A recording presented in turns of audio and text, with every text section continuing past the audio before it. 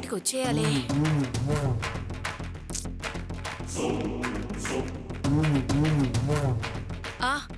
జయంతి వచ్చేసింది. అమ్మా, ఏంటే ఇంత లేట్ చేసావు? నీకోసం ఎంతసేపటి నుంచి వెయిట్ చేస్తున్నావో తెలుసా? అక్కడ ఇక్కడ అన్ని వైపులా జాగ్రత్తగా గమనించి వచ్చేసరికి నా ప్రాణం పోయింది. సరేలే, నేను నీతో చెప్పింది ఈయన గురించే. మనకు అన్ని విధాలా సహాయపడిన వారు. నమస్కారం సార్. నమస్తే సార్, మీరు తయారు చేసి ఇచ్చిన డాక్యుమెంట్స్ తో అత్తాకోడళ్ల మధ్య పెద్ద ప్రళయం సృష్టించాం. అమ్మా, నేను అర్చన గురించి వెళ్ళాక ఆ భాగ్యం కామ్గా ఉండుండదే, ఏం చేసింది? అది కామ్గా ఉన్నా నేను ఉండనివనుగా. ఘాటు పెట్టి కారం వద్ది దానికి మంట పుట్టేలా చేయను. ఆస్తి కాగితాలు కాలిపోతే అంతా సర్వనాశనం అయినట్టే అని వీరి నోటి ద్వారానే చెప్పించి ఆ భాగ్యానికి బీపీని పెంచి కుక్కను ఉసిగొలిపి పంపినట్టు దాన్ని పంపించాను. అది ఆ అర్చనింటికెళ్ళి దాన్ని చీల్చి చెండాడుంటుంది. శాపనార్థాలు పెట్టి దుమ్మెత్తి పోసుంటుంది. మనం అన్నయ్యకిచ్చిన మాట ప్రకారం ఆ అత్తాకోడళ్ల మధ్య చిచ్చు పెట్టాం. ఇక రచ్చ మొదలైనట్టే. ఇక అది రగిలి రగిలి మొత్తం కాలి బూడిదయ్యేలా చేస్తుంది. మన పథకం మంచి ఫలితం ఇస్తుంది. అవును జయంతి, మనం మాత్రం బయటపడకుండా చెరో పక్కా చేరి ఒకళ్ళ మీద ఒకళ్ళు కత్తులు దూసుకునేలా చేయాలి, పొడుచుకుని చావాలి. ఖచ్చితంగా అదే జరుగుతుంది. కానీ వాళ్ళ మధ్య గొడవ కోసం 10 లక్షలు వేస్ట్ చేయాల్సి వచ్చిందని బాధగా ఉంది. ఓసి పిచ్చిదానా, నేనేమన్నా తెలివి తక్కువదానా? భాగ్యం దృష్టిలో అది 10 లక్షలు. కానీ నేను పెట్టిన ఖర్చు కేవలం 25,000 పిచ్చిదానా. ఏంటమ్మా నువ్వనేది? నాకు 9,75,000 మిగిల్చింది ఈయనే. కాస్త అర్థమయ్యేట్టు చెప్పమ్మా. జయంతి, అసలు అమ్మా, వీరికి పూర్తిగా అర్థమయ్యేలా నేను చెప్తాను. మీ అమ్మగారు నా దగ్గరకు వచ్చి ఓ 10 లక్షలు విలువ చేసే స్థలం ఒకరి పేరు మీద రిజిస్ట్రేషన్ చేసి ఇవ్వండి అన్నారు. ఏమిటి మేడం అవసరం అంటే అప్పుడు వారి ప్లాన్ నాతో చెప్పారు. దానికోసం 10 లక్షల ఖర్చు ఎందుకు మేడం? రిజిస్టర్ డాక్యుమెంట్సే కదా, ఆవిడ నమ్మే విధంగా నేను తయారు చేసి ఇస్తానని చెప్పి దొంగ డాక్యుమెంట్స్ తయారు చేసి ఇచ్చాను. రిజిస్టర్ ఆఫీస్లో అది ఎలా చేయగలిగారు సార్? అవన్నీ మీకు చెప్పినా అర్థం కావు గాని వదిలేయండి. అసలు విషయానికి వస్తే ఆ భాగ్యం సంతకాలు చేసింది, వేలు ముద్రలు వేసింది అంతా ఆవిడ దృష్టిలో నిజం. కానీ నా వరకు మా మనుషులు ఆడిన డ్రామా. ఆ కాలిపోయిన కాగితాలు డమ్మీలు. ఇప్పుడు అవి లేవు, అంతే. భలేవారు సార్, మా అమ్మకి పెద్ద ఖర్చు లేకుండా చేశారు. అమ్మా, మరి సార్కి తెచ్చాను జయంతి. సార్, ఇవిగోండి 20,000. చాలా థ్యాంక్స్ అమ్మా. మరి నేను బయలుదేరుతాను. వస్తాను మేడం. మంచిది సార్. అమ్మా, నాకు ఈ విషయంలో చిన్న అనుమానం. ఏంటే అది? ఆ భాగ్యం డాక్యుమెంట్ డూప్లికేట్స్ కోసం ఎవరి ద్వారా రిజిస్టర్ ఆఫీస్కి వెళ్తే ఈ నాటకం అంతా బయటపడిపోదా? దాని గురించి నువ్వేం వర్రీ అవ్వకో. ఎప్పుడు నేను భాగ్యం పేరు మీద 10 లక్షల ఆస్తి రాసిచ్చానో అప్పటినుంచి ఆ భాగ్యం పూర్తిగా నా కంట్రోల్లోకి వచ్చింది. అది నన్ను కాదని ఎక్కడికి వెళ్ళదు. మించి చేస్తే ఎలా డీల్ చేయాలో నాకు బాగా తెలుసు. సరే, అచ్చని నీ దారికి తెచ్చుకున్నావా? ఆత్మహత్య చేసుకుంటా అది ఇదేని డ్రామాలాడి సింపతి గెయిన్ చేశానమ్మా. ఇంకా నేను ఏ సాయం అడిగినా అది పరిగెత్తుకొస్తుంది. ఆహా, ఆ భాగ్యం జుట్టు నా చేతిలో, అర్చన కొప్పు నీ చేతిలో. ఆ గోపి గృహప్రవేశం రోజు పెద్ద భూకంపం సృష్టించచ్చు. ఆ దెబ్బకి గోపి, అర్చన, నందిని, వరలక్ష్మి అందరూ గుండె పగిలి చావాల్సిందే. అది జరిగి తీరాల్సిందే. ఖచ్చితంగా జరిగి తీరాలి. జరిగేలా చూడాలి, అంతే.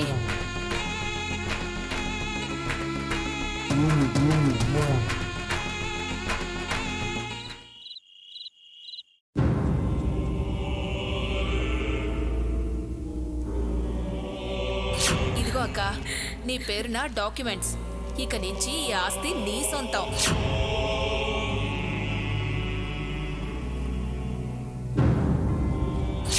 నాకు మీలాగా గోతలు తీయడం, నమ్మక ద్రోహం చేయడం, మోసం చేయడం నాకు చేత కాదు. మీరే నా మీద నిందపడాలని ఆ పని చేసుంటారు.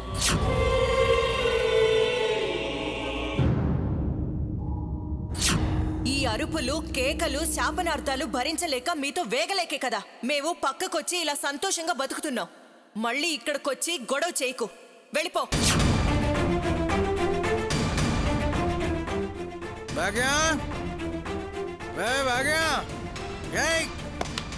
ఏంటిది? నా వాయిస్ చెరగానే చర్రలు లేచొచ్చి ఏమయ్యా తాగొచ్చావా అంటూ చుడిగాళ్ళ మెదపడేది ఏంటి? సైలెంట్గా ఉంది. నేనే నీకు తాళి కట్టిన భర్తను గొంతు చించుకుని అరుస్తుంటే ఉలకవు పలకవు. ఏమైంది నీకు? ఏం లేదే, ఇవాళ కాస్త పని ఎక్కువైతేను తక్కువగా 2 గ్లాసులు వేసుకొచ్చా. ఏంటే తాగొచ్చానని చెప్పిన ఉరి చూడవేంటి? ఏమైందా? సరేగానే ఆకలిస్తుంది, అన్నం పెట్టు. అరే భాగ్యం, ఏమైందా? ఎందుకు ఏడుస్తున్నావు? పోయిందయ్యా, అంత సర్వనాశనం అయిపోయింది. మొత్తం గంగ పాలైంది, బూడిద మిగిలింది. ఏంటే గంగ అంటున్నావు, బూడిదంటున్నావు? ఏమైందా? 10 లక్షల ఆస్తి కాగితాలు కాలి బూడిదైపోయాయ్యా. 10 లక్షల ఆస్తి కాగితాలు కాలి బూడిదైపోయాయా? అవునయ్యా, ఒక్క అగ్గిపుల్ల అంతా బూడిద చేసేసింది. కళ్ళ ముందే కాలి బూడిదైపోయిందయ్యా. నా కడుపు కాలిపోతుందయ్యా. ఏమే నేను తాగానా, నువ్వు తాగావా? అలా వలవల ఏడుస్తున్నావు. ఏది ఓసారి ఊదు, వాసన వస్తుందో చూస్తా. ఏమయ్యా, ఏంటయ్యా నువ్వు? 10 లక్షల ఆస్తి చేసారిపోయిందని నేను ఏడుస్తుంటే నీ వెటకారం మాట్లాడయ్యా. లేకపోతే ఏంటి? 10 లక్షలు అంటావు, గంగబాలంటావు, ఆస్తి అంటావు, బూడిదంటావు. నాకేం అర్థం కావట్లేదు. అది కదయ్యా, చింతమడకుంది చూడు. ఆవిడ మనల్ని గతంలో స్థలం విషయంలో మోసం చేసింది కదా. దానికని ఇంతకాలానికి తన తప్పు తెలుసుకొని దానికి పరిహారంగా 10 లక్షల ఆస్తిని రిజిస్ట్రేషన్ చేసి ఇచ్చిందయ్యా. ఏంటి, రిజిస్టర్ చేసి ఇచ్చిందా? కథ ఇంట్రెస్టింగ్ గా ఉంది. చెప్పు. అసలు ఏం జరిగిందంటే,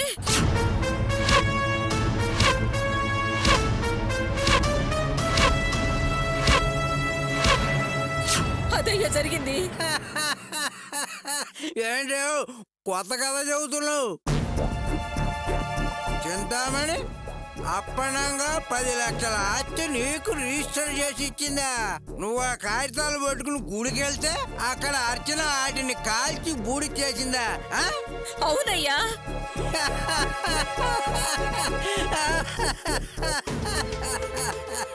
ఏమయ్యా, ఎందుకలా నవ్వుతున్నావు?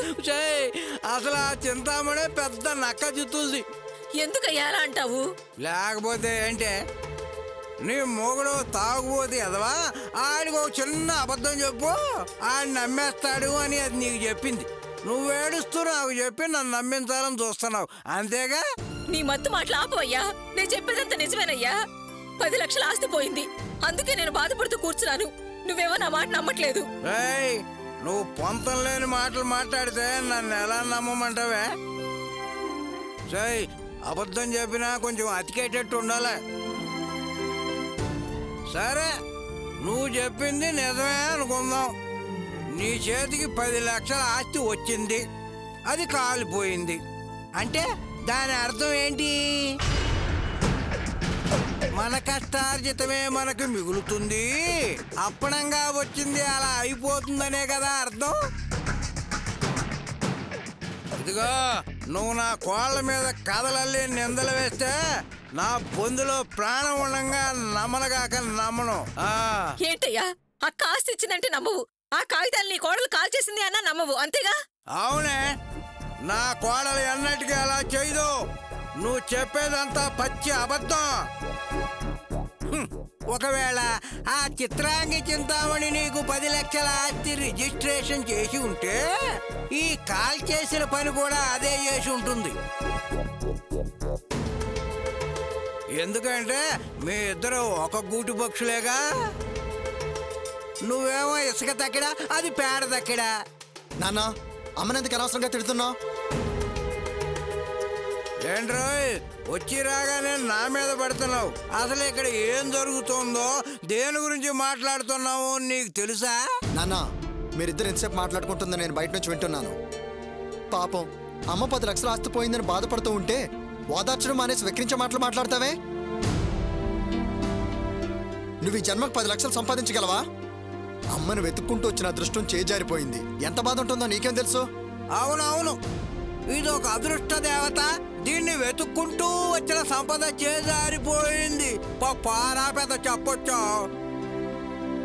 చూసావురా, నువ్వు చెప్పినా నేను చెప్పినా ఈ మనిషి ఎలా మాట్లాడుతున్నాడో చూసావురా? వదిలే అమ్మా, ఈయన మామూలుగానే తలతెక్క మాటలు మాట్లాడతాడు. ఇక మందు తలకెక్కిందిగా ఇంకెలా మాట్లాడతాడు? అయినా నువ్వు ఆ డాక్యుమెంట్ల విషయంలో అంత అజాగ్రత్తగా ఎందుకున్నావే? నేను ఈ మాట వినగానే షాక్ అయిపోయానే. నేనే చెయ్యరా, అది గుళ్ళో ఇలాంటి పాపకార్యం చేస్తుందని నేను అసలు ఊహించలేదు. మళ్ళీ నా కోళ్ళ మీద నిందలేసామంటే మర్యాద ఉండదు. నా కోళ్ళు ఎప్పటికీ అలా చేయదు. నాన్న కాస్త ఆలోచించి మాట్లాడితే మంచిది. ఊరికే నా కోళ్ళ నెత్తికెక్కించుకోకు. అదే కొడుకు కోళ్ళ గృహప్రవేశానికి పిలవలేదని నట్టింట్లో కూర్చొని ఏడ్చావు, మర్చిపోయావా? నేను ఆ రోజు వాళ్ళ గురించి నీకు వివరంగా చెప్తే అప్పుడు సరైన తలూపి సమర్థించావు. మళ్ళీ ఇప్పుడు ఎలా మాట్లాడతావే? అప్పుడున్న మత్తులో బుద్ధి మందగిచ్చి మీరు చెప్పిందే నిజం అనుకున్నాను. మత్తు దిగాక ప్రశాంతంగా ఆలోచించాను. అప్పుడు నాకు నా కొడుకు కోళ్ళే కరెక్ట్ అనిపించింది. వాళ్ళు ఎప్పటికీ తప్పు చేయరురా. అసలు వాళ్ళు నన్ను ఎందుకు పిలవలేదో తెలుసా? మీతో కలిసి ఉంటున్నానని. ఆ విషయం అర్థం చేసుకోండి మీ ఇద్దరు. ఓహో, నిన్ను ఇంట్లో ఉండనిచ్చావనా? మరి నన్ను పనిలో పెట్టుకున్న వాళ్ళు నిన్ను మన్నించలేరా? సరే మమ్మల్ని వదిలేయ్, మరి నిన్నెందుకు పిలవలేదు? అది అలా అడగరా. చాలే ఆపవే. ఓహో పెద్ద మాట్లాడుతున్నావు. అది అడుగు ఇది అడుగు అని ఇలా పాయింట్లు లాగుతున్నావు. ఇదిగో వాళ్ళు వీడి తప్పులు మన్నించి వీడికి ఉద్యోగం ఇవ్వలేదే. రేవతి మొహం చూసి వీడు రేవతి కలిసి చక్కగా కాపురం చేసుకుంటారని జాలిపడి ఉద్యోగం ఇచ్చారు. ఆ విషయం తెలుసుకుంటే మంచిది మీ ఇద్దరు. సరే అలాగే అనుకుందాం. నేను రేవతి కలిసి ఉండాలని అనుకోవడానికి వాళ్ళకేం అవసరం? నా మీద నా బ్రతుకు మీద ఇష్టం ఉండే కదా వాళ్ళు నాకు జాబ్ ఇచ్చారు. లేదురా, మళ్ళీ చెబుతున్నాను విను. నువ్వంటే వాళ్ళకి ఇష్టం లేదు.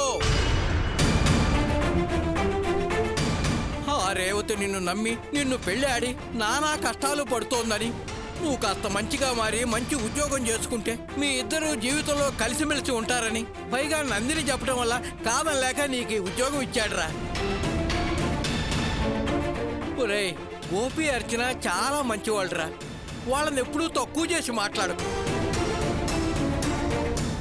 ఏంటే అలా గుడ్లు అప్పగిచ్చి చూస్తున్నావు? సరేలే, కాళ్ళు కడుక్కొస్తాను, అన్నం వడ్డించు. ఏంటో మీ ఇలా మాట్లాడుతున్నాడు? అన్నయ్యరా, వదిలేసే. వదిలేసేది కాదమ్మా, అన్యాయంగా 10 లక్షల ఆస్తిని బూడిద చేసింది. వాళ్ళని మాత్రం వదలకూడదు. బదులుకి బదులు తీర్చుకోవాల్సిందే. నాకు అలాగే అనిపిస్తుందిరా, కానీ ఏం చెయ్యాలో అర్థం కావట్లేదు. ఓపిక పట్టమ్మా, సరైన టైం చూసుకొని దెబ్బ కొడదాం. సరే, నాకు ఆకలేస్తుంది, నాకు కూడా భోజనం పెట్టు.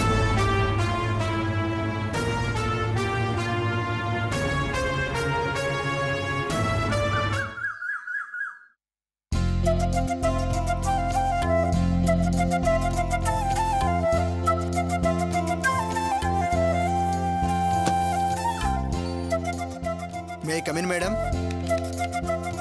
వాసు రా. ఇవ్వగోండి మేడం, ఆర్డర్ ప్రకారం అన్ని రెడీగా వచ్చాయి. ఇంకా మీరు ఇవందరికీ ఇవ్వచ్చు. ఏంటివి? ఏంటి మేడం మర్చిపోయారా? సారింటి గృహప్రవేశానికి స్టాఫ్ అందరికి డ్రెస్సెస్ ఆర్డర్ చేశారు కదా. ఓ మర్చిపోయాను. అన్ని కరెక్ట్ గా ఉన్నాయో లేవో చూసుకోండి. పర్లేదులే, అక్కడ పెట్టేసేయ్. సరే మేడం, నాకు వర్క్ ఉంది, నేను వెళ్తాను.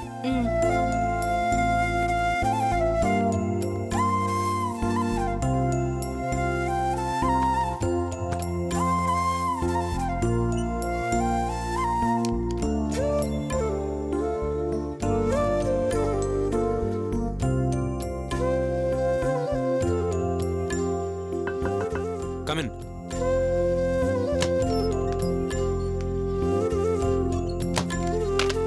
గోపి, నువ్వు గృహప్రవేశం పని మీద బిజీగా ఉంటావు, ఆఫీస్కి రాలేవు. సో ఈ చెక్స్ మీద ఫైల్స్ మీద సైన్ చేయి. నందిని, నేను అర్చన మీ ఇంటికి వెళ్ళాము. మీ నాన్నగారిని కలిసి శుభలాకిచ్చి ఆశీర్వాదం తీసుకున్నాం. ఎందుకు గోపి ఈ ఫార్మాలిటీస్ అని? నువ్వు భలేదాని నందిని, నేను పని నేర్చుకుందే మీ నాన్నగారి దగ్గర. ఆయనకి ఇవ్వకపోతే ఏం బాగుంటుంది చెప్పు. అందుకే ఆయన వెళ్ళి కలిసాం. ఆయన నాకు తెలియగడుగుతాను, నీకు శుభలాకి ఇవ్వలేదని ఫీల్ అవుతున్నావా చెప్పు, నీకు ఆ శుభలాకి ఇచ్చేస్తాను. ఇంటికి భూమి పూజ దగ్గర నుంచి ఇప్పటి వరకు అన్ని దగ్గరుండి నేనే చేయించాను. అలాంటిది నా ఇంటి గృహప్రవేశానికి నాకే ఇన్విటేషన్ ఇస్తావా నువ్వు? సర్లే నందిని, నువ్వు శివగాడు చెల్ల ఇలా కోపం తెచ్చుకుంటావేమో అనుకున్నాను. ఆ నందిని, నేను ఇంకా చాలా మంది వీఐపీస్కి శుభలేఖలు ఇవ్వాలి. నేను బయలుదేరుతాను. గోపి, నీతో ముఖ్యమైన పనుంది, కొంచెం బయటికి వస్తావా?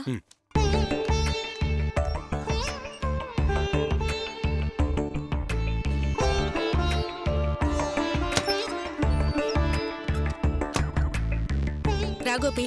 నందిని, ఏంటివన్నీ? ఇంటి గృహప్రవేశానికి స్టాఫ్ అందరికీ బట్టలు తెచ్చాను. నీ చేతులతో వాళ్ళకిచ్చి వాళ్ళని ఇన్వైట్ చేయి. అలాగే. స్టాఫ్ అందరూ ఇక్కడికి రండి.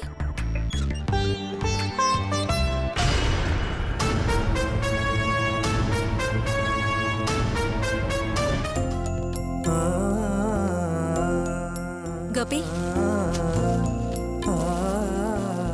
మా ఇంటి గృహప్రవేశానికి మీ ఇంట్లో అందరూ తప్పకుండా రండి. అలాగే సార్.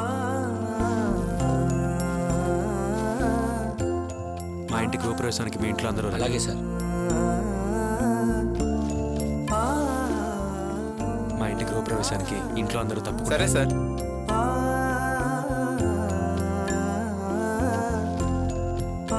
మా ఇంటి గృహప్రవేశానికి మీ ఇంట్లో అందరూ రండి.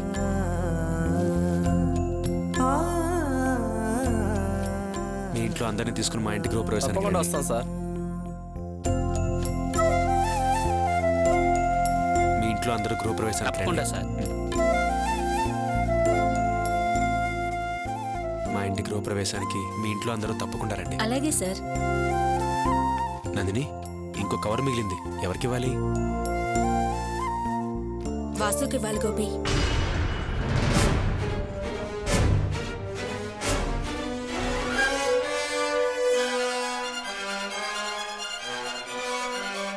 వాసు,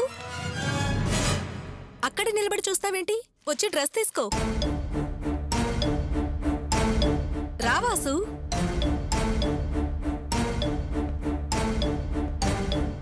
ఇవ్వు గోపి.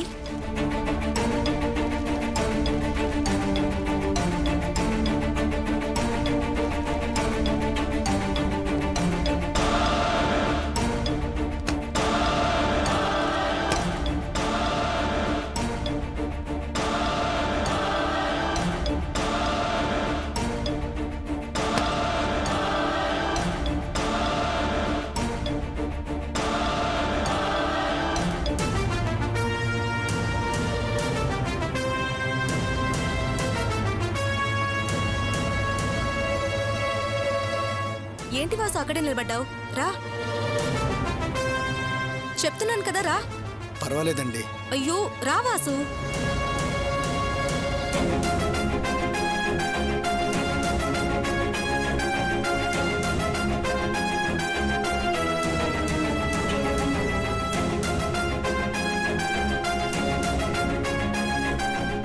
ఏంటి గోపి, అందరికీ డ్రెస్సులు ఇస్తూ ఈ డ్రెస్ వేసుకుని మీరందరూ మీ ఫ్యామిలీస్తో రావాలని ఇన్వైట్ చేశావు.